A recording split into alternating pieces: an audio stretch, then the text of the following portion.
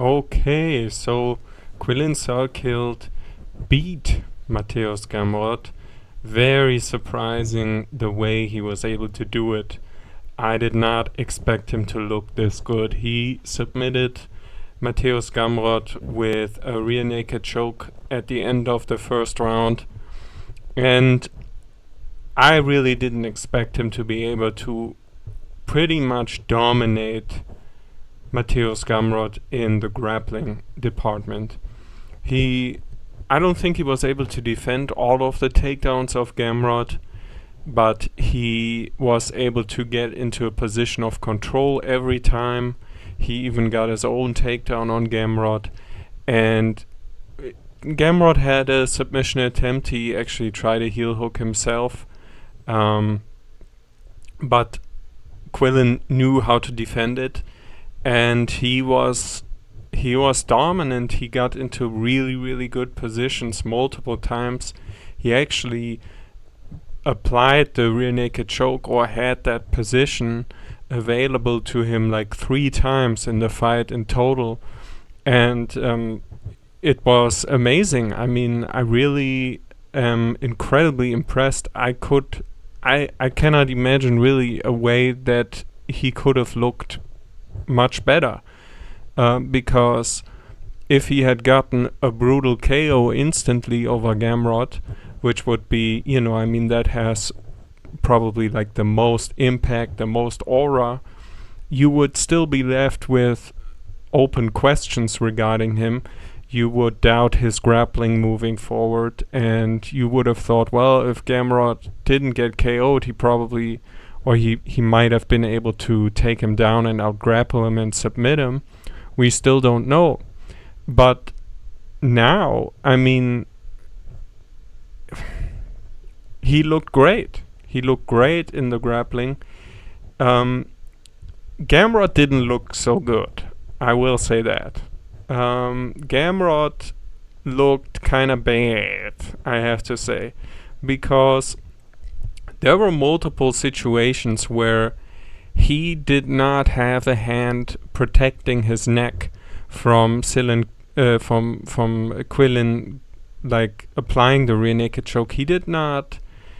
There was an instance where Quillen was on his back, or at least behind him, upright behind him, and Gamrot had both of his hands on the floor and his head just sticking up.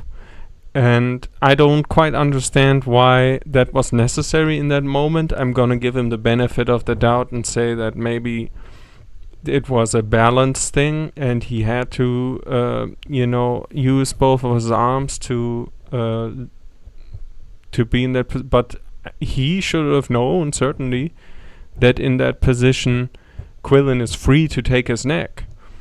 And he did. He just let go because he didn't quite have it applied in the right way. But I don't know if that was a good position to be in. I mean, there are some jiu-jitsu people who are so confident in their ability to tighten their neck muscles that they don't get submitted. But I mean, obviously Gamrot did get submitted with a rear naked choke by Quillen Salkilld, and that also happened. I mean, that happened to me once. I was like challenged by some guy who was quite high. I think he had a like the belt before the black belt. Is that purple or brown? I'm not entirely sure. But he said to me that he cannot. Nobody can submit him. And then I said, "Oh, what about like a really tight rear naked choke?" And then he turned around, like with his back towards me, and pointed to his neck and said, "Do it." And he thought I was a pussy that can't actually apply any serious pressure, but he tapped when I did it. I mean, I was hesitant at first because I didn't know this guy at all, and I didn't want to choke him. But then I did. He wanted me to. And you can like really slowly increase the pressure when you apply a rear naked choke. And it didn't really take. It took honestly like only 80% effort for him to tap. So I was quite, whatever. Doesn't matter. Quillen Salkilld, fuck man, like holy fuck man, how good did this guy look? He looked amazing. He even hurt Gamrot on the feet with a left hook. First I thought it was like just a jab, and maybe Gamrot, there's something wrong with his chin, or maybe he looked more hurt than he actually was. But it was actually a short left hook that he landed, and it looked like it landed with good power. And that's another thing. Even his ground and pound looked really good. Like he landed a few really hard shots from the ground. And so, man, I mean, Salkilld did say that, and I didn't know this the last time when I did my preview, but he did call out Gamrot himself. So, maybe he really analyzed this guy's game and really thought, I can beat this guy. And he also had like a real size advantage. I mean, he really did look significantly bigger than Gamrot. And so that might be a factor moving forward against some of the bigger lightweights. But the people, he asked now for somebody in the top 5 or close to it. That's what he said. And I think, honestly, I mean, Gamrot was, he was only the number 8, and Salkilld the number 12 I'm seeing right now, because the rankings have either already been updated, but how can they be updated? I mean, how can Gamrot be on the UFC rankings? How can he be the number 6 after this fight? That's not possible. So maybe this is just a meta rankings. Let's go for the media rankings. Okay, that's not lightweight. Okay, so they do sort it after the media rankings, and they're right. Mateusz was top 8, and Quillen Salkilld was top 8. He was number 8, and Quillen Salkilld was the number 12. And so Quillen now called for somebody close to the top 5 or in the top 5, and we'll look at that soon. But I do want to see who else is in here. Manuel Torres is the number 15. Tom Nolan, number 13. This is strange. And Benir Dariush is still the number 14. Seems kind of strange. Yeah, so... Okay, so he only beat the number 8. I thought Gamrot was the number 6. And then I thought, yeah, okay, so like give him a top 5 opponent if he wants to. I mean, he looked amazing. But now, I actually don't really think that's too warranted. I mean, you just entered the top 15. Like, I think I would give him another fight before a top 5 opponent, personally. I think that would be fair. And I also would say that the people in the top 5 are like really good fighters, man.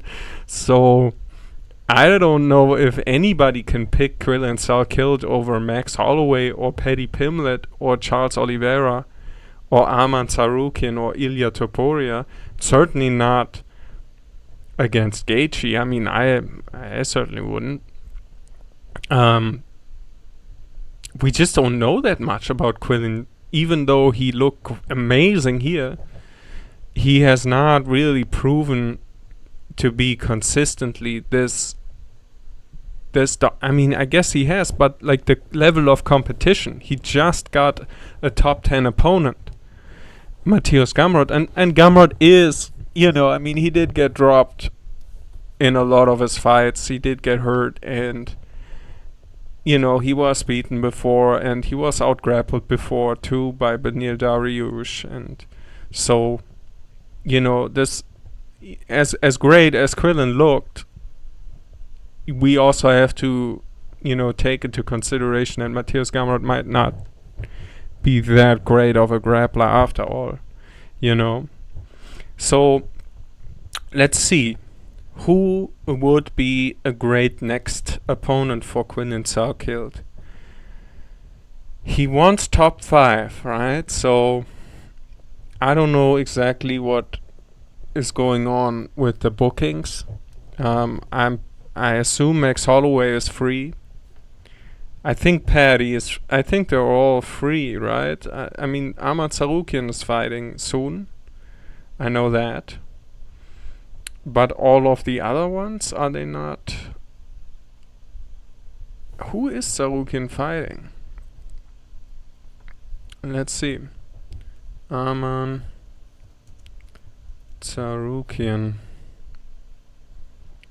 Right, so he's going to fight. Where can we find this out? On the Wikipedia page?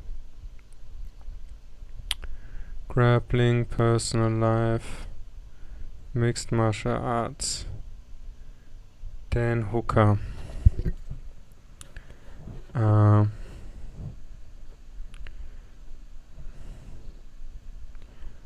Rufi, yes. That's right. He's booked against Mauricio Rufi. So, yeah. I saw a lot of people complain about that because they didn't really like that matchup, and I kind of agree. It's an odd matchup.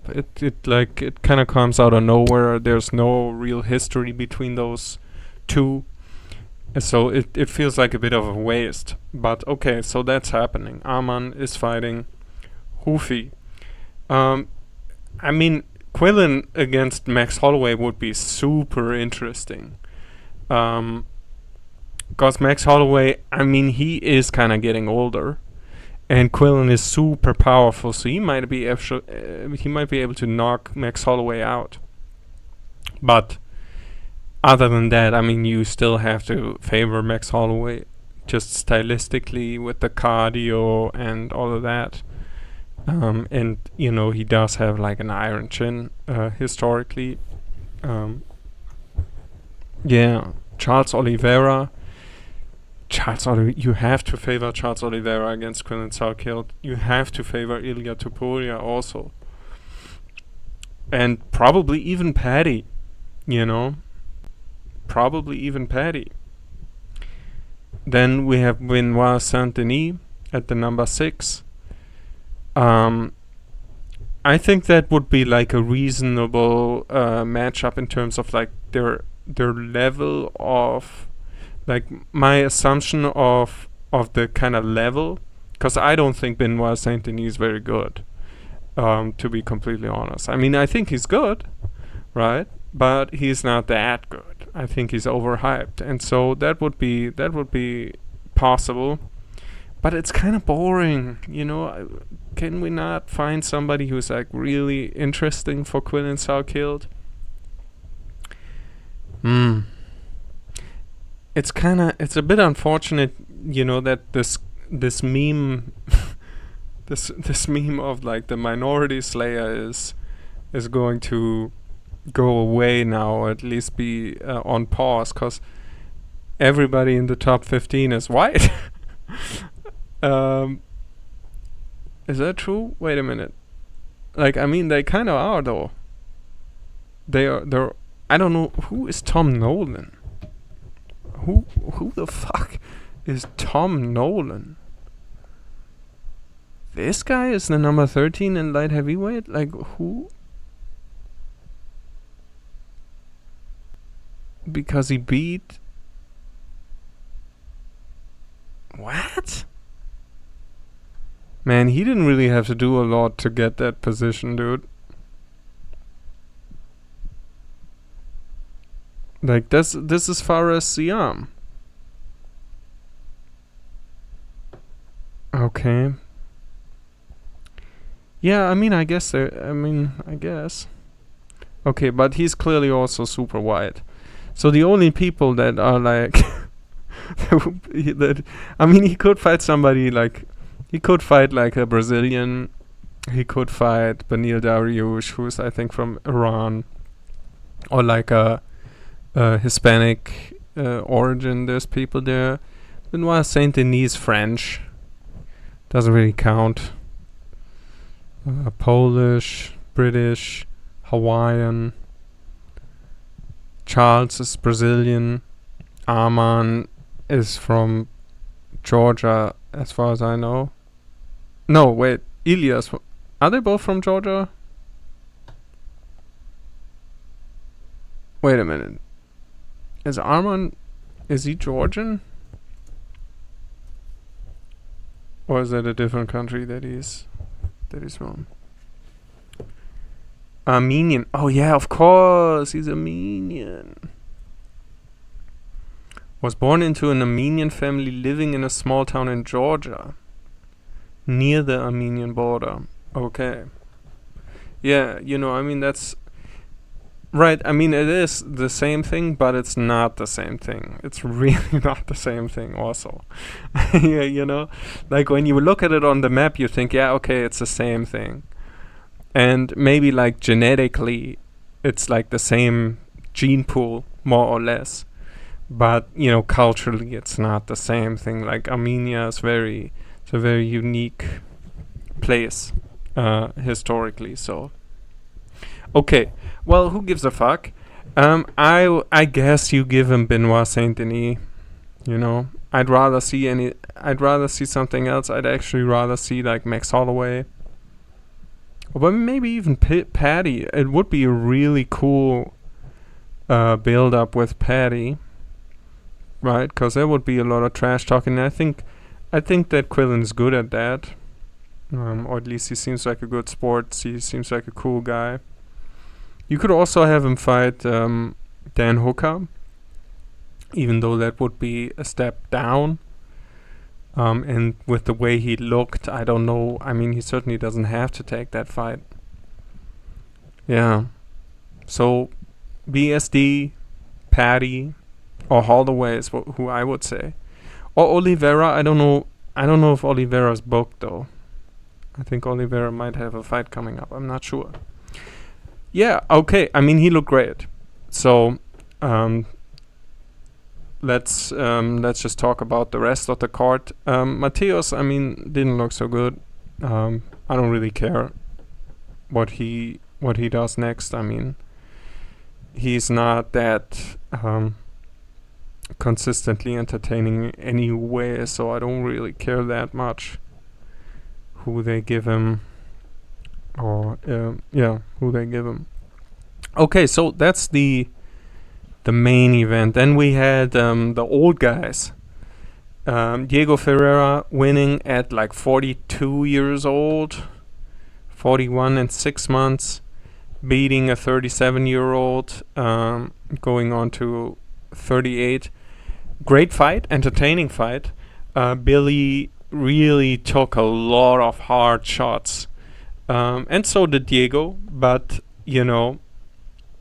Billy certainly took a lot more, and he is getting really, really close to a point where he should stop. I mean, this guy should certainly either he retires now or he retires in his next fight is what I would recommend.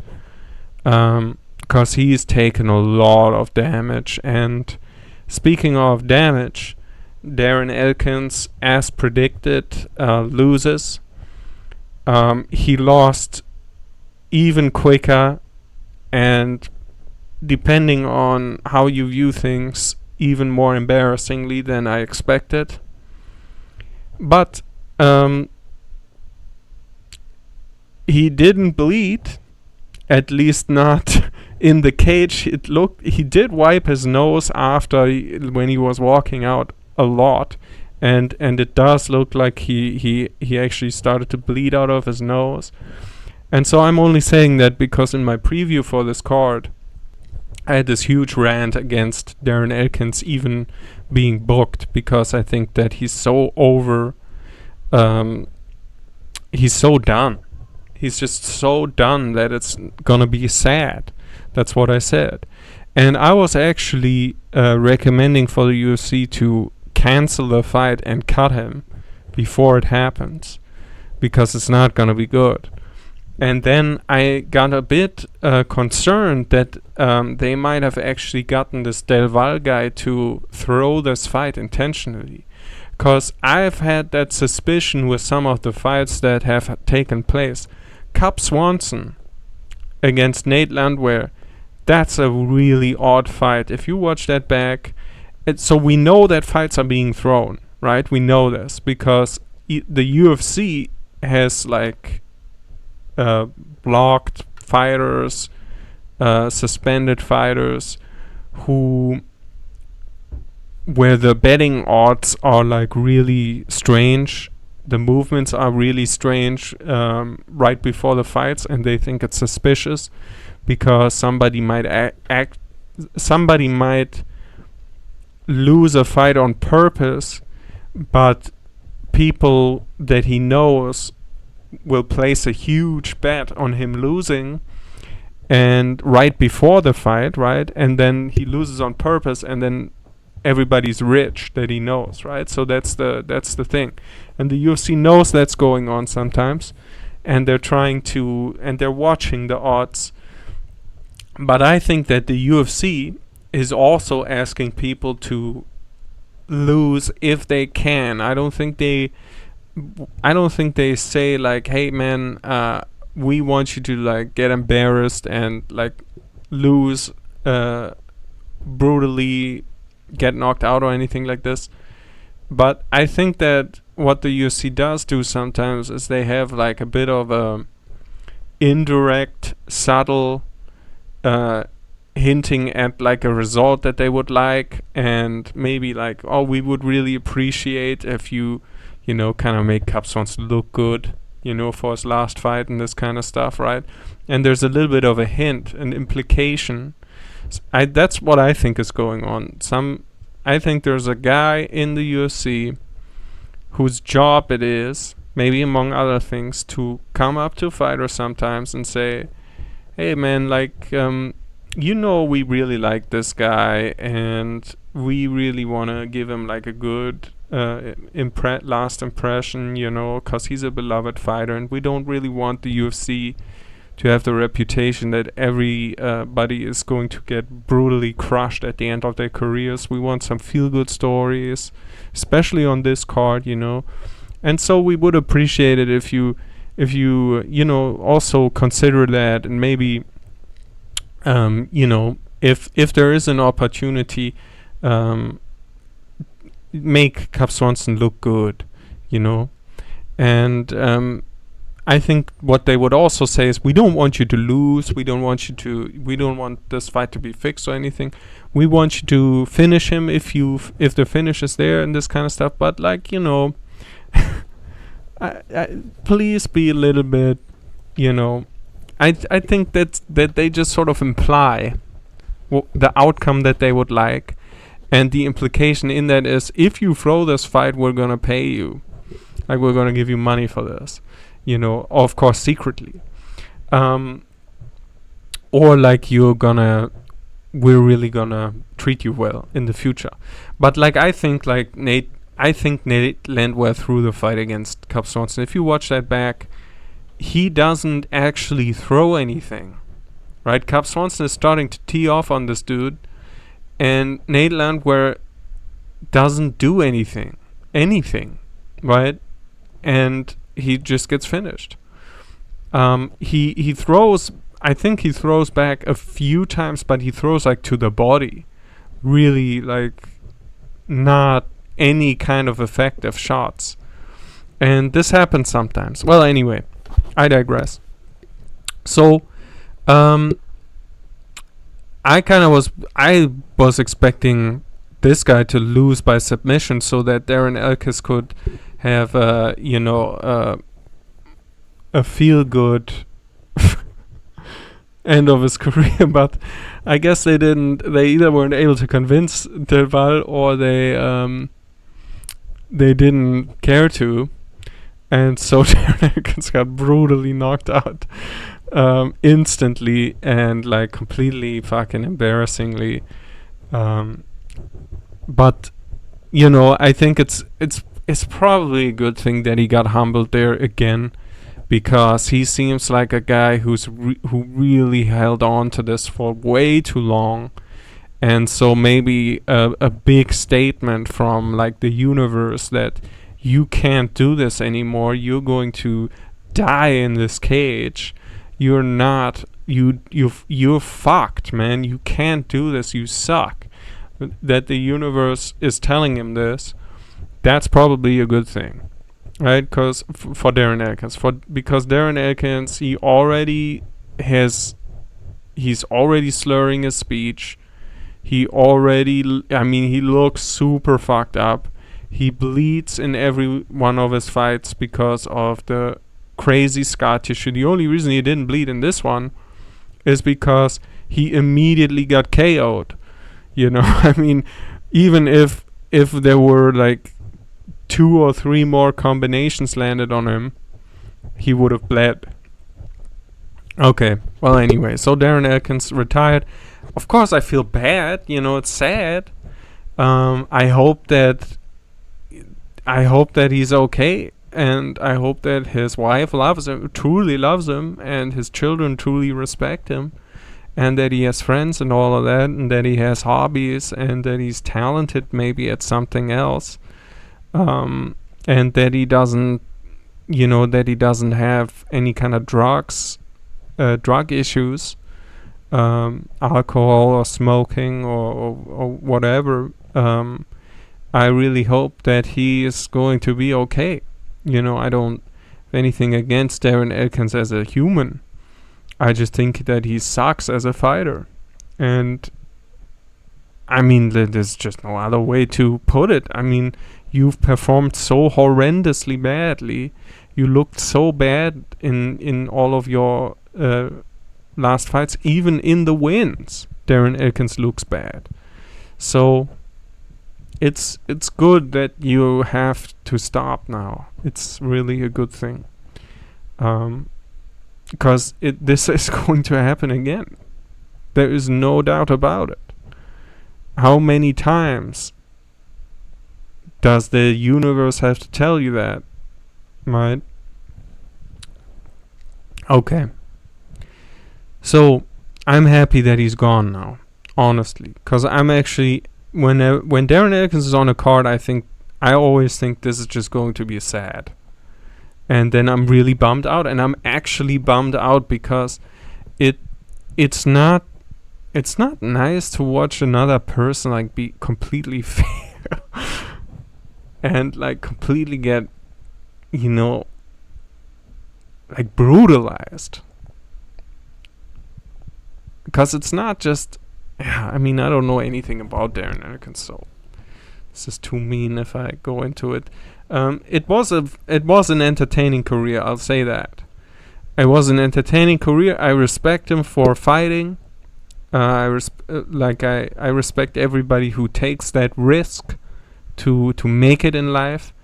And if he made a lot of money in the UFC, I'm not sure, but if he did, and he's comfortable now, he has established a comfortable life, then maybe it was worth it. Maybe it was worth it. It's hard to judge from the outside, because he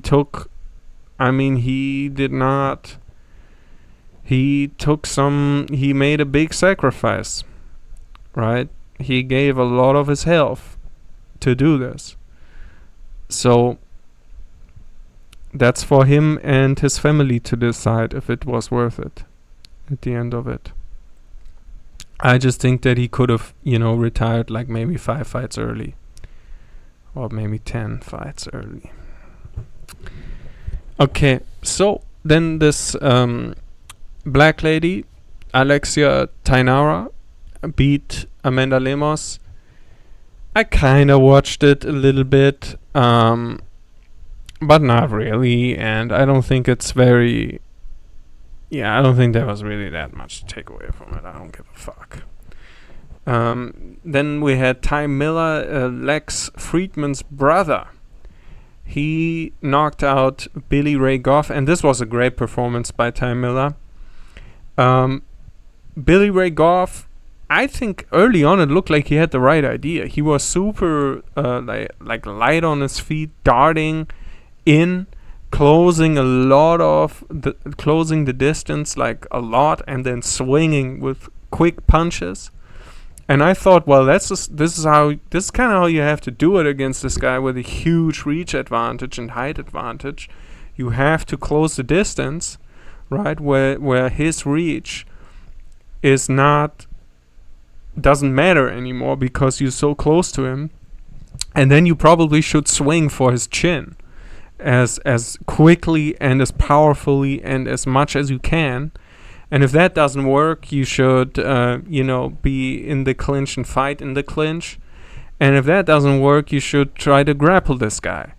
And Goff did try to grapple this guy, and Ty Miller was able to deal with the takedowns pretty well.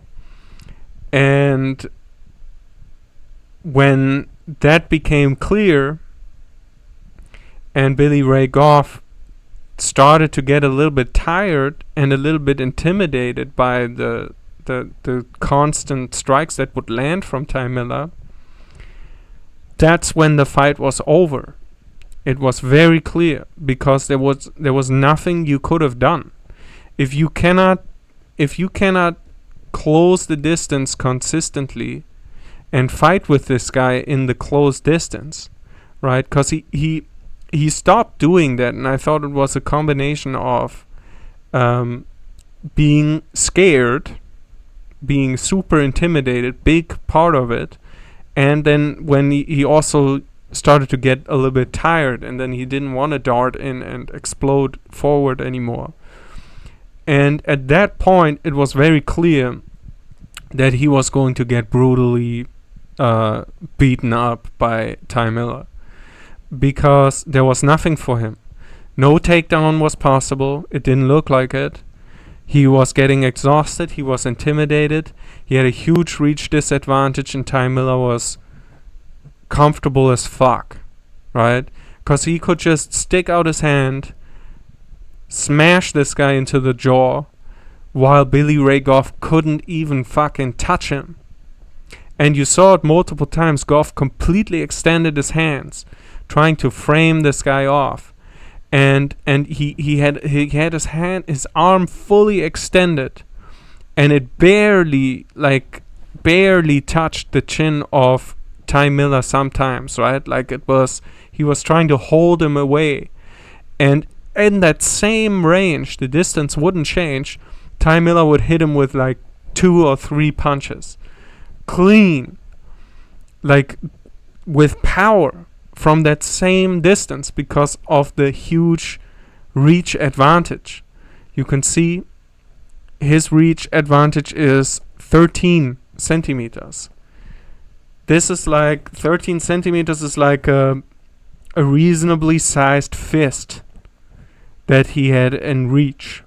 And then of course it's also the case that if you're taller, the reach advantage becomes even more pronounced, because of the angle that you're punching with.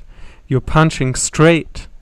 You're not punching upwards, right? There is no diagonal. There's no angle. So it's even more effective if you're taller. I mean, that doesn't make a huge difference, but it has some relevancy. And I mean, absolutely no question that this fight should have been stopped at the end of the second round. And that would have been a perfect, like, there would have been nothing to be ashamed of. Billy Ray Goff, he didn't have a terrible game plan, in my opinion, right? Like, he tried the obvious 2 avenues out. Either you take this guy down and not grapple him, didn't work, or early in the fight especially, you blitz forward and you swing for his chin. He didn't try that for, like, what I would have done is probably try that a little bit more early and then go to the grappling. And he went to the grappling pretty much immediately, and that also exhausted him, right? Like, because that's why I would have done it early with the blitzing forward and the striking, because you're faster, you're fresher, you can shock this guy more. But then he started to grapple already in the beginning of the first round, and that tired him out probably also. So maybe a little bit with the planning there, but all in all, he had the right ideas, and it didn't work. And so and then he got tired, and he took a lot of damage, and got intimidated, right? And you don't want to quit because you're intimidated. But when you try two like the only two ways to beat this guy, I tried them and they failed. Now I took a lot of damage, I feel like shit, and I'm tired. At that point, you should be able to say, I don't see the point of fighting anymore. I'm just gonna get slapped by this dude. I'm just gonna take brain damage. I gave it my best shot. I can't do it. I failed. And then you quit, right? And at least the corner should have been able to read the situation that way, I think. And this Ty Miller guy, very good. I mean, at 26, this is really, really good. Very promising. I mean, he's... Okay, so there's two things. He's super big. He's so tall. He might not be able to fight in the welterweight division for very much longer. Like, this guy is probably a middleweight later on in his career. And we will have to see, right? At middleweight, there's people... The people at middleweight are a lot bigger than the people at welterweight. So that would be something for his future to think about. And also, we still... I mean, I don't know this guy at all. I've only seen this fight now, or at least this is the only fight I remember of him. So maybe his chin has been tested before, but from what I have been seeing, it's still an open question. Is he durable? Right? Because what happens if somebody like Billy Ray Goff actually lands on him early on in the fight, blitzes forward and lands on him with power? Is he going to be able to take those shots? And if yes, then he's a real prospect. Then he's a really, like, then this guy might become a champ at some point, if the durability is there, right? And then, you have to... It's not like he looked perfect with everything, but at 26 he can still make improvements. And he's promising for sure, very promising. Then Steven Asplund won. I felt like it was kind of a bit of a close fight, and it could have honestly gone the other way, but I didn't watch it with the greatest amount of attention, not early on in the fight anyway. So I don't know who won the first round. Second round, I'm not even entirely sure. And Asplund, he had some trouble though here with Guillermo Pet. We will see, man. I mean, hard to say, hard to take too much away from it. Okay, we had Dija Nurgoje uppercut and left hook finishing Bruno Lopez. Louis Sutherland got destroyed again with a submission. DC was roasting him also for like not doing the right thing, I believe. Doesn't, I mean, he's the guy. So Louis Sutherland is the guy that lost to Walter Walker with a heel hook. But what's noteworthy about his loss against Walter Walker with the heel hook is that it is the 4th heel hook that Walter Walker has gotten in the UFC in a row. And it's the 3rd heel hook that he got that year. And for Louis Sutherland to get submitted with that is super, super embarrassing in the first round. And I said this in one of my other videos that we really have to question this guy's fight IQ. Or at least preparation for the fights, because that's like, how can your focus not be on the heel hook the entire camp? You know, if you know 3 guys got finished by this, who are in my division, who are UFC level, within like the last 24 months, everybody's talking about this guy finishing everyone with the heel hook. You should have taken that a lot more serious. And so I'm very much in doubt now with DC shitting on him. I don't quite remember what happened, but there was something neck crank. Yeah, there was something he was criticizing Louis Sutherland for. I don't know. Not a great look, man. Submitted again, first round. That sucks. The Sousa looked pretty good against Richie Miranda. Miles Jones got a KO. That's something that's been holding him back from being more famous, from being more well known, is from getting high level opponents, is he hasn't really finished people consistently, at least not with knockouts. He hasn't been that exciting. Let's see. So 5 wins by knockout he does have, and he has 16 wins in total. Okay, so it's roughly a third of his wins. But let's see. Oh, he had 3 losses in a row now.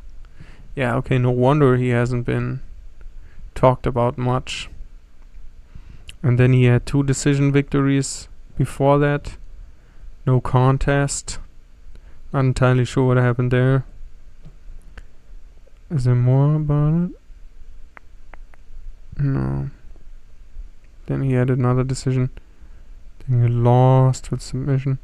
Yeah, okay, so his last knockout was in 2021. So 5 years ago. So not too surprising that he's been kind of quiet. And, you know, like, everybody's been kind of quiet about him, and he's fighting the prelims here. But that was nice. He got a good finish here. He did get hurt early, slightly, by Gianni Vasquez, but yeah, good performance. And then we had 2 female fights also, which I'm not going to talk about. So that's it. Amazing performance by Quillan Salkilld. I mean, he looked so much better than I expected. Probably best case scenario, although this was kind of a win-win situation anyway for Quillan Salkilld, you know. He could have even lost to Mateusz Gamrot as long as he didn't take a tremendous amount of damage.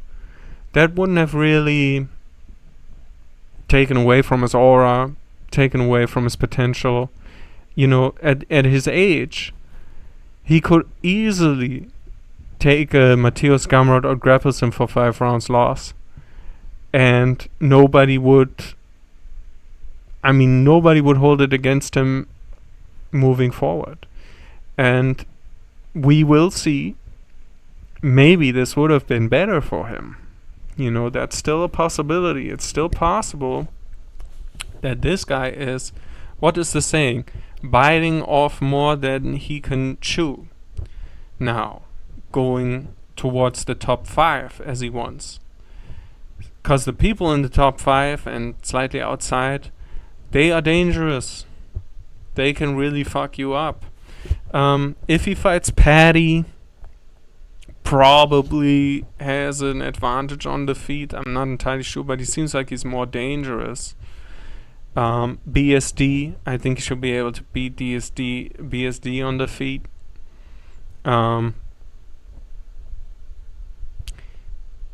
But then again, BSD also can grapple. But apparently so can Quillen. We will see.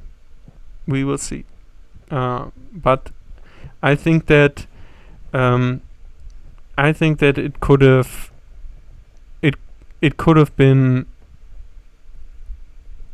actually better for him to not win this fight like this, depending on who he fights next and how that's gonna go, because it might be too early for him, but maybe not. Maybe he is really gonna rise to the occasion, as Joe Rogan likes to say, and rise to his level of competition. And I mean, so far, he's looked fucking amazing, like really, really, really, really good. Yeah. Okay, so that's it.